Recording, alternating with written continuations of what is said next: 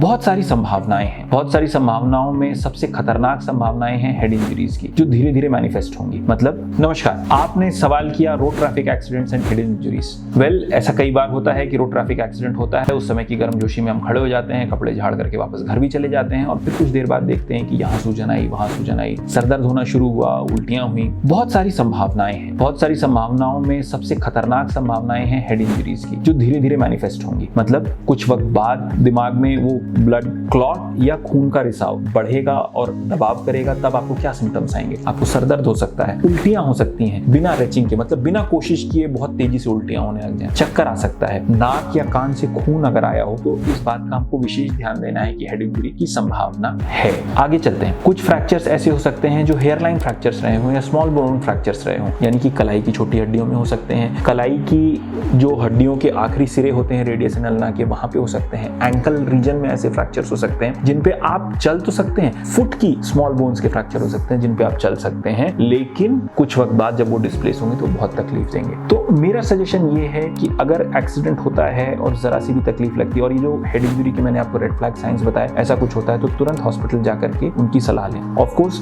There is also an element of whiplash injury जो spinal cord में हो सकती है, जिससे स्पाइनल शॉक हो जाए, मतलब बहुत तेजी से हाइपरफ्लेक्शन एंड हाइपर एक्सटेंशन, बहुत एक्सेलरेटेड स्पीड में जब हम एक्सीडेंट होता है, हालांकि बाहर से कोई एक्सटर्नल इंजरी नहीं होगी, लेकिन स्पाइनल कॉर्ड को इतनी तेज चोट लगी होगी कि उस समय के लिए अगर स्पाइनल शॉक लगता है तो हमें पैरालिसिस भी हो सकती है। हालांकि अगर इसकी डिग्री ज्यादा नहीं है तो दिस विल रिकवर कंप्लीटली, पर all these things require medical attention. तो इसीलिए मैं कहता हूं कि अगर रोड ट्रैफिक एक्सीडेंट हुआ है तो एक प्रिलिमिनरी चेकअप के लिए अपने नजदीकी अस्पताल में अवश्य जाएं।